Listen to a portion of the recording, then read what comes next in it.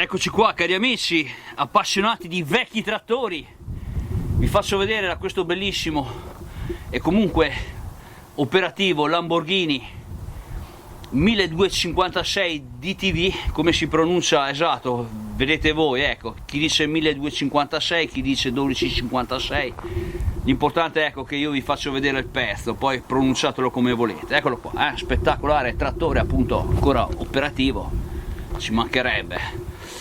E niente ragazzi, da questo bellissimo trattore vi faccio vedere adesso, ci portiamo su un altro pezzo forte qua per gli appassionati di trattori, di ferri vecchi, di cingolati.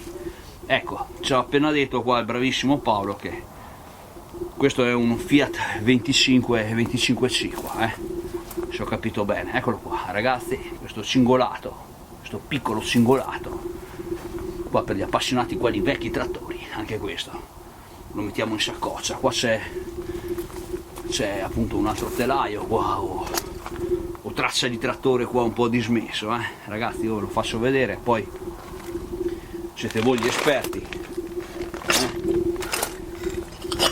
eccolo qua, portiamo a casa tutto noi, quello che la strada offre.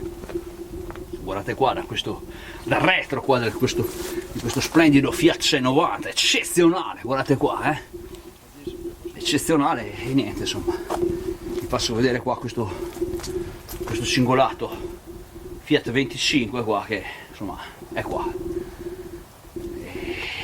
e non so appunto se parte subito, a vedere così insomma, boh, comunque è qua, l'importante è che c'è, poi chiederemo a Paolo se questo parte subito, se c'è da farci qualcosa, insomma, a vedere, insomma, parerebbe c'è da farci qualcosa, cosa dite?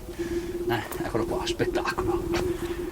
L'importante è averlo portato a casa, qua per gli appassionati qua di vecchi trattori. Saluto l'amico Ara, Serafino, il bravo Fabio e tutti gli amici appassionati di vecchi trattori che seguono il canale del Marvin. Eccolo qua.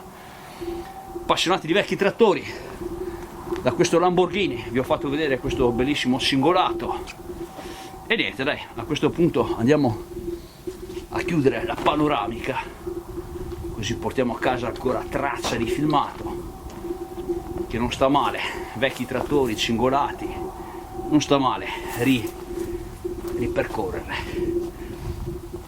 il viaggio su questo bellissimo Fiat 690, con il tempo segnato, contato, eccolo qua, questo vecchio camion. Portiamo a casa un altro ricordo. Saluto l'amico Marcello, Paolo delle zone di Prato, ecco vi ricordo ragazzi, ciao a tutti, viva i vecchi trattori e viva i vecchi camion, spettacolo, ciao a tutti.